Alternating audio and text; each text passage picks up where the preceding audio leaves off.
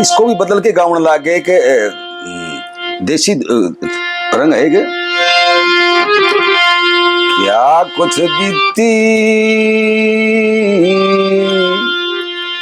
बात पिताजी क्यों घबरा गए, चेहरे पर जरदाई गम के बादल छा गए। मास्टर सतबीर जी ने गा रखी है, तारा चंदन सौंप दिया सुत मनसा की गोदी में, मात पिता जो सेवा करिए जब हो जा सोधी में। सुधार कर रखा है और पहले की हम गाते हो, क्या कुछ बीती बात पिताजी क्यों घबरा गए, अरे चेहरे पे जरदाई गम के बादल छा गए।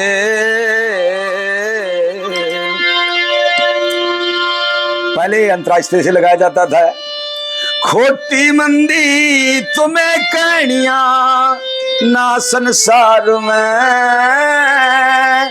काया डमाडोल हुई क्यों आज बुखार में, आज बुखार में। गहरा सदमा लग गया दिखे मेरे विचार में, जल्दी आए चाली टिके ना पादरबार में, पिताजी पादरबार में। और दिनों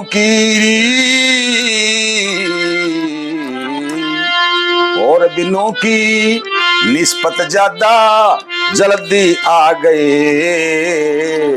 चेहरे पे जरदाई गम के बादल छा गए। अब इसका बदल के क्या कराया है वो भी बताऊं।